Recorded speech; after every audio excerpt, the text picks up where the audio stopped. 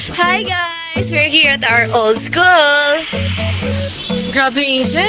Hindi ko akalain na babalik tayo dito. Oo nga, Nisi, nostalgic. Dito nagsimula lahat ng quizzes na hindi tayo ready. At syempre, yung biggest mystery of all. Yung bakit nga ba ang fresh pa rin natin kahit years na tayong graduate? Tumpak! Pero bakit nga ba? Yes, today's lesson is about biomolecules. Kung gusto nyo maging fresh, healthy, at hindi mukhang puyat forever, mamili kayo ng mabuti. Ay, fresh? Mga abilities mo ba to? In a way, yes. Kasi ang biomolecules ang dahilan kung bakit gumagana ng maayos ang katawan natin. May 4 na klase ito: carbohydrates, protein, lipids, at nucleic acid. Okay.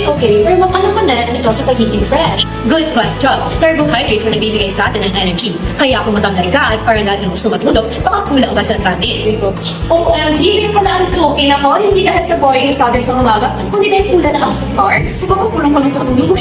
Last proteins, pampatibay ng katawan natin. Muscles, skin, hair, lahat yan. Kaya kung gusto mo kasi linis ang K-drama o ba ang skin mo, kumain ka ng eggs, fish, at beans.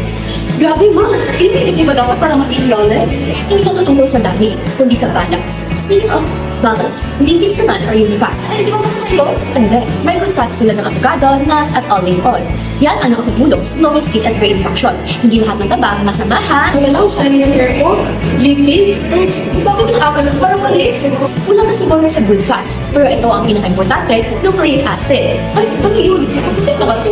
Hindi. Ang nucleic acids ay DNA at RNA. Sila ang dahilan kung bakit ka maganda. Wow, ma'am. Hindi pala pinapatay ng exposure. So, ibig sabihin, may mga DNA swerte na lang.